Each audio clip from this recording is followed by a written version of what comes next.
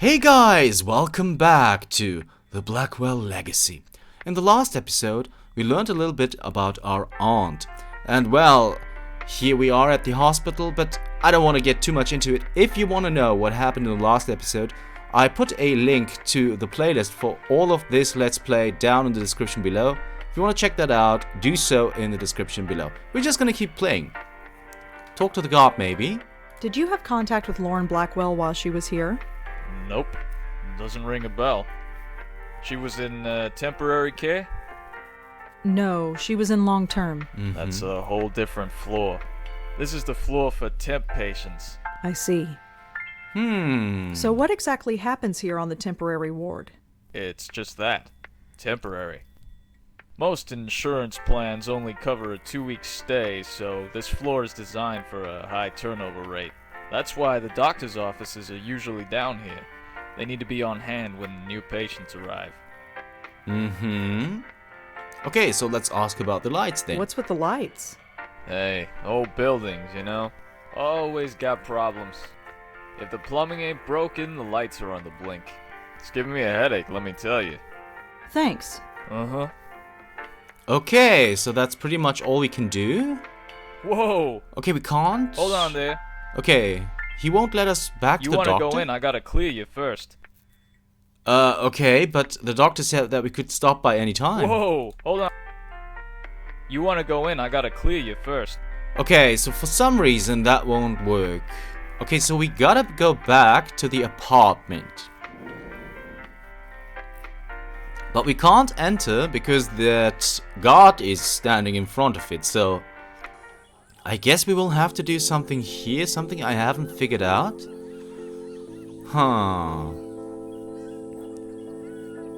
Okay, so let's give that a try. We don't have anything in the... Oh. Okay, so she won't talk to Nishanti. No. I can't do this. I just can't. I'll just have to wait until she's finished. Or, I don't know. I can't do this with all those people staring at me. Okay, that is a problem though. I'm not untying the dog's leash. Nishanti would kill me. Okay. I don't think so. Okay, so she He's won't... wearing one of those extendable leashes. Uh-huh. The dog's leash is tied to the trash can. Uh-huh. And he's also following us. Wait a second.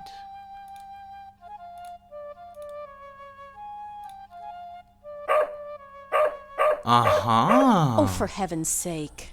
Don't worry, Moti. I'm coming. Alright, she's got... Okay, that is an interesting puzzle. There, all better. I can't take you anywhere, can I? Oh, it's you. The lady next door. Yeah, hi. Rhonda, isn't it? No, Rosangela. Well, Rosangela. I hope my friend here hasn't been giving you any trouble. Let's explain the situation. He started following me. I'm not sure why. That's because he recognizes you. He's just being friendly, right, Moti? Just being friendly, See? Right. Anyway, I don't think we've formally met. I'm Nishanti. Rosangela. So you said. Oh, right. Yes? I have a strange favor to ask. Go ahead and ask. What are neighbors for? You know that building servicemen strike? Yes. Jim Burdo is covering, isn't he? Yeah, that's the problem, see. He doesn't recognize me. Oh? So you need me to vouch for you? Yeah, I know this is pretty stupid. Don't worry about it. Moti is getting a little cranky anyway. Let's get you home. Thanks. Oh, thank you so much, Shanti.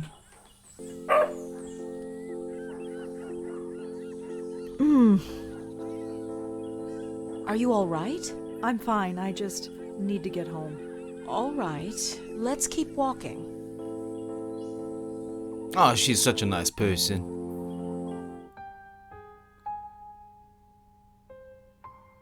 Hello, Jim. Hey, Miss Sharma. Jim, this is Rosangela. She lives here.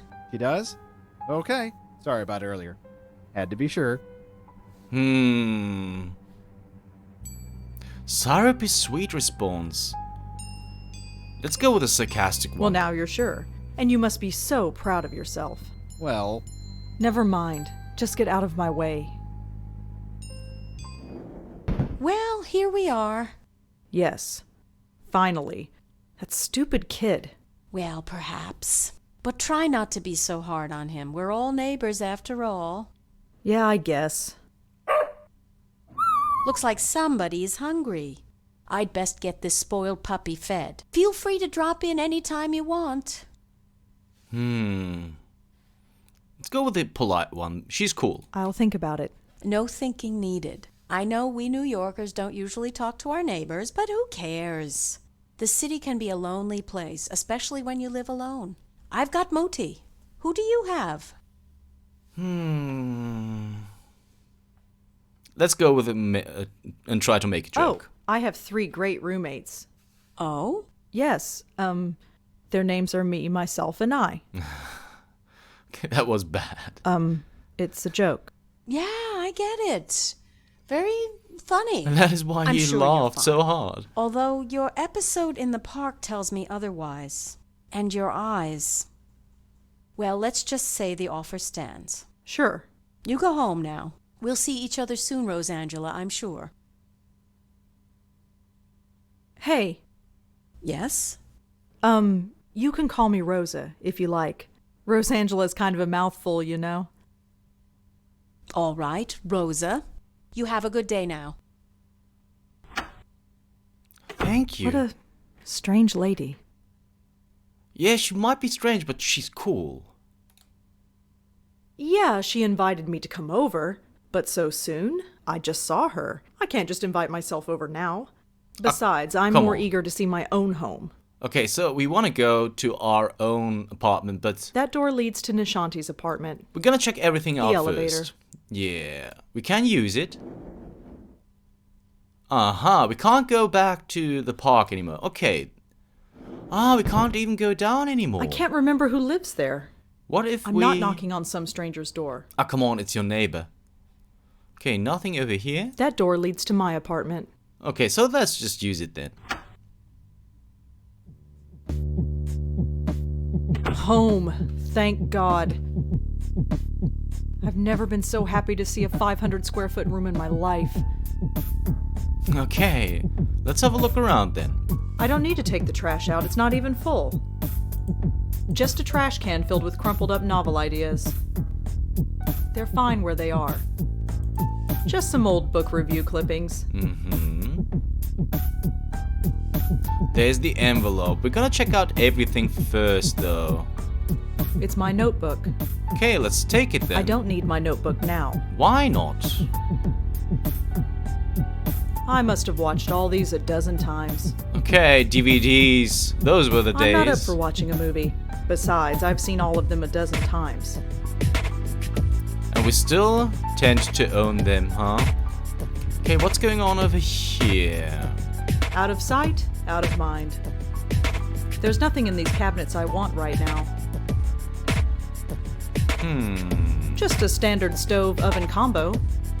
Cook. Why bother when every Chinese restaurant in the area delivers? That's also a way to have a look at it. My window with the curtains firmly shut. And if we open them? No. I open those curtains and a dozen windows can look directly in here. Those curtains stay shut and prying eyes stay out. Okay, if that's the case. I do understand that though. Okay, nothing else? Besides the computer? My computer. It's a bit old, but it lets me access the internet and do my writing.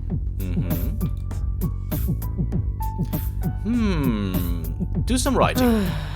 I am just feeling so uninspired today. Maybe tomorrow I'll feel up to it. But today, it's just not happening. Okay. Okay, maybe she it's won't do just it, even if we try to force her. Okay. Nothing else that we can do? I'm What not about- ready for bed. Okay. That leads to my bedroom. It's an oversized closet, but it suits me fine. Alright, so it's time for the envelope. Apparently, this envelope had no trouble entering the building. Go figure. Looks like it's from Bellevue. Alright, so can we have a look at it? Yes, we can. Oh, it's 25 pages too. September 3rd, 1960. Dear Lawrence, so you have been at NYU for 2 weeks now and have not called. I am sure things are busy in the Big Apple, but don't forget the family you left behind. Things back home are well. Jack starts high school on Monday, so he's a bit nervous. You know how he gets, but be sure to write him a letter. He misses his big sister. I admit I am still a bit nervous about you living in New York all by yourself. You are carrying ID with you when you go out, like I asked?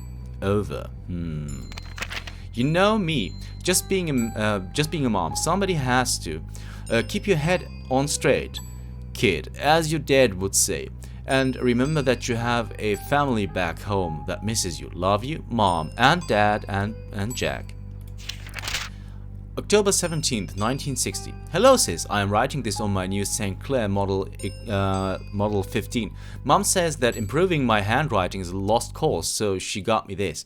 Keen, huh? I've already typed a few stories on it, and this letter can't type for long because Dad says the noise drives him up the friggin' wall. What does he know? So how is life in the big bad city? Troy is dead boring as usual. Why'd you have to go to the college, huh? There's nobody to talk to in this dump anymore. See you at Thanksgiving. Jacko. December 5th, 1960. Dear Lauren, well,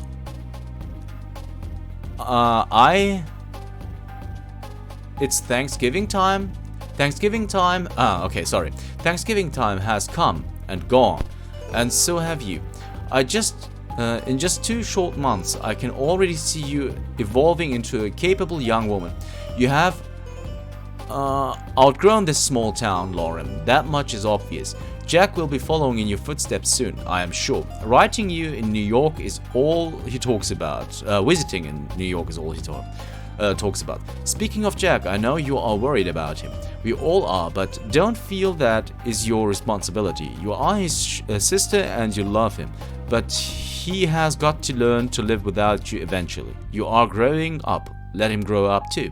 Till Christmas, love, Mom and Dad and Jack. September 16th, 1961. Lauren, can you keep a secret? I don't want to say this over the phone in case Mom or Dad overhear. Mom's been acting odd lately. It started a few days after you went back to New York. She was dragging me shopping when she suddenly screamed and fainted. She was pointing at the corner of the room, but there was nothing there. We brought her to the hospital and she says she's fine now, but she's been very on edge and paranoid. It's hard to explain. Dad's no help. Can you call? And over. Okay.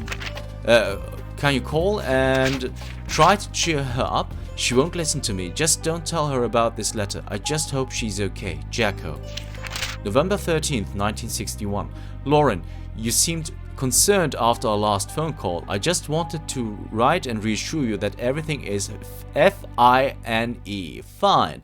Let us know when you are coming home again for Thanksgiving. With love, Mom, Dad, and Jack. It's not Jacko this time though. December 8th, 1961. Dear sis, Mom's getting worse. You said it best during Thanksgiving. It's like somebody is watching over her shoulder. Paranoia. She sits by herself for hours, pretending to read when it's obvious she isn't. Lately, she's been covering her ears as if to keep out a sound and closing her eyes tight. Dad's losing patience with her. She's convinced she's lost her mind, and I'm starting to agree. She refuses to get any kind of help. Why can't she see that there is a problem? This isn't normal. Not normal at all. Why can't she see that? I hate to admit it, but I'm kind of scared. Scared for her. I don't know what to do. Jack.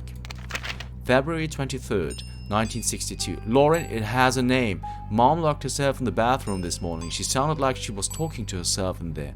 Well, not to herself. It was like there was somebody else there. But there wasn't. I listened. I couldn't understand it, but she did say the name Joey. I asked her later who Joey was, and she got really scared. Then she got angry and said, if you know what's good for you, never mention that name again. This could be the key. If we find out who Joey is, maybe we can save her. Jack. March 16th, 1962. Dear Lauren, well, it's done. The final papers have been signed. It hurt a lot, but it had to be done. Mom has now been committed to a mental ward. I have to say I am relieved. I know how you feel about it, but you weren't there. You didn't come home to see her screaming and tearing her hair out, running around the house, knocking down everything in her way. Cuts were all over her face and the house was practically destroyed. I was so shocked I just closed the door and waited outside for Dad to come home. It was awful. She clawed at him, clawed at his face, and drew blood. It will haunt my dreams for the rest of my life. Thanks for coming out, Lauren. I don't think Dad and I could have handled it on our own. She kind of drained us, you know. Can I come to New York and visit? I need to get away for a while. Jack. May 17th, 1965. Congratulations! Summa cum laude.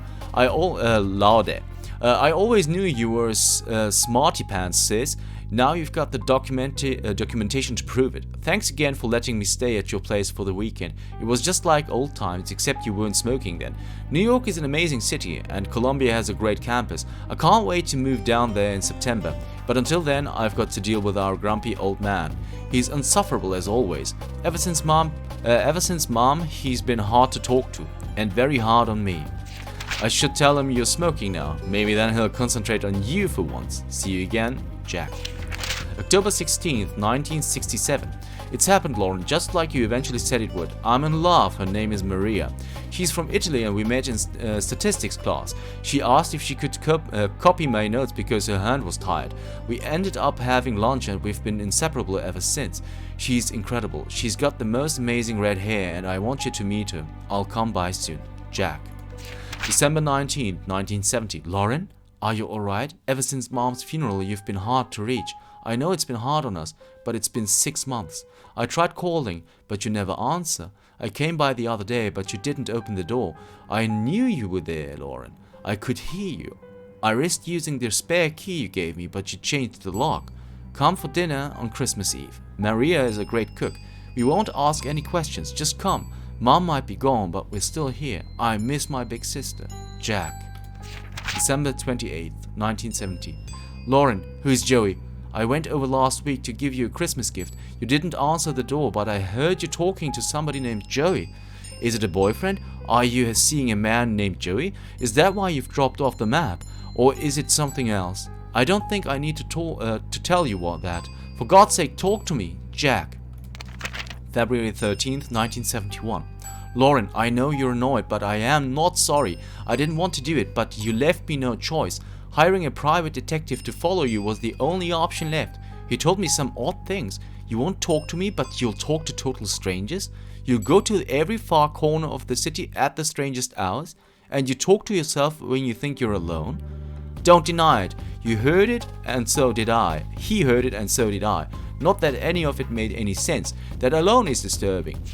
Enough. But then he saw you collapse. You were all alone in some obscure park in the Bronx when you just fainted. He was about to call an ambulance, but then he saw you get up again and walk off like nothing happened. You were always there for me growing up. Don't shut me out, sis. Let me be there for you. Jack. Jacko, please stay away. Don't worry about me. There are things that need to be done, and I am the only one who can do them. Don't ask me to explain. All I can say is that I understand our matter more than ever. She was never crazy, Jacko. Trust that I understand our mother more than ever. She was never crazy, Jacko. Trust me on this and take some comfort in it. You've grown up and you've grown you've grown tough and you don't need anyone to fight your battles anymore. You don't need me, but I'll always be your big sister. Lauren. April 15th, 1973. I am returning your letter because I refuse to accept it. No, you don't need to fight my battles. I am not 14 years old anymore, but we are still family, and that's important, especially now that Dad has died. Look, you obviously have something going on, and that's fine. I don't have to be involved if you don't want me to, but I still want you involved in my life. Maria and I are getting married in November. You are coming. No stupid excuses. Jack. November 24th, 1973. Greetings from Greece. If there were any words to describe the beauty of this place, I still wouldn't do it justice. A perfect spot for honeymoon. Things have been busy, as you can imagine, but I wanted to quickly write to say that I'm glad you made the wedding. Of course, I'm still worried about you, but somebody has to be. You take care and stay in touch. Maria says hi. Jack. There are some pictures stuck to the back of this letter. Oh, okay, but we will get there. March 31st, 1976. Dear Aunt Lauren. Yes, Aunt Lauren, you're an aunt. I'm a dad. Maria gave birth to a beautiful baby girl. Her name is Rosangela. After Maria's grandmother, she's so quiet she hardly cries at all. I'm all set to spoil her rotten, but Maria says to take it easy. She looks just like her mother, and there's a bit of you in her eyes too. And Mom and Dad, everything our family was or will be, this child is it. Life is changing so fast. I just want to hold on to this tiny creature and never let go. The future is an exciting place, and I have everything I could ever want. I don't want anything to change. Ever. Jack. The Law Offices of Durkin and Goldberg, April 21st, 1981.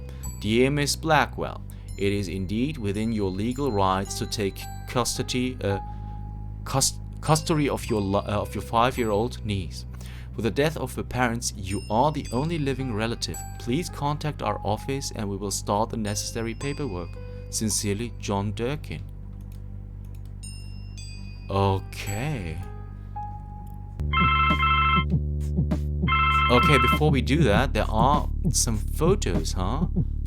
I don't want to ruin the picture. Okay. That's definitely Auntie Lauren. She's looking at something off camera. I wonder what it was. Maybe Joey? I assume that's my mother. She sort of looks like me, I guess. Other than that, she's a total stranger.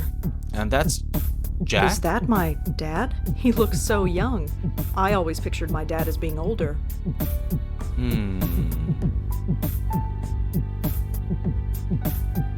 Okay, let's put it away. Have a look at the other photograph.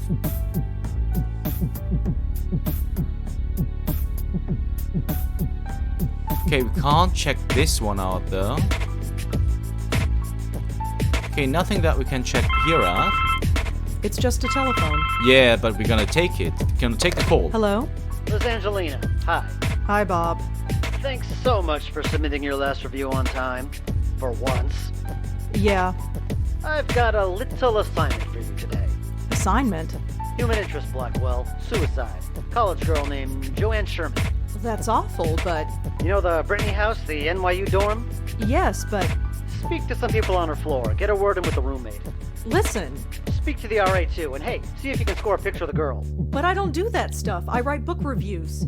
Versatility. Time to get out of your comfort zone. Jeremy's over at City Hall covering that strike, so you are it. Get cracking. I hate him so much. Is freelancing for that stupid paper even worth it? I guess it keeps me writing, but oh, whatever. I'll just go over there and get it done. It's not like I don't have enough death in my life right now. Maybe this isn't a bad thing. It's like being a real reporter, sort of. My old notepad should come in handy for this. Okay, so we got the notepad. Rosangela's notebook. You can now use Rosa's notebook. To access the notebook, move the cursor to the top of the screen to activate the inventory bar and then click the notes button. We're gonna do that immediately. Using the notebook, Rosangela will write down various clues during her adventure. To get more information about a clue, move the mouse cursor over it. Any NYU student living in the Brittany house. Joanne. Joanne committed suicide recently. All I know about Joanne is that she was an NYU student who killed herself. And the photograph? Your boss asked you to get a photograph of Joanne. Maybe there's a connection, but I can't see it. We can... That's... Maybe there's a connection. Okay, so there is... My boss asked me to find a photograph of Joanne to put it in the paper. We can combine things. All I know about Joanne is that she was an NYU... Okay, that is nifty. I like that. That is a cool mechanic for a point and click. Very, very, very cool. Okay. I'm not ready for bed. Okay, we are not ready for bed, but we can't do... Okay, can we write the story just like this? Write your article. I don't think I have enough information to write a full article. Okay. I should see what else I can discover. Okay, we will have At the very least, I should try and find a picture. Okay. Do some writing. I am just feeling so uninspired today. Maybe tomorrow Okay. I'll be today. It's just... Okay, what about research? No, I can't find... And about this? No mention of Joanne's suicide yet. If it just happened this morning, I doubt that anyone would have published it yet. True. And the photograph? Nope, no photographs of Joanne online. Okay. Turn the computer off then. Well, I guess we will leave the apartment then.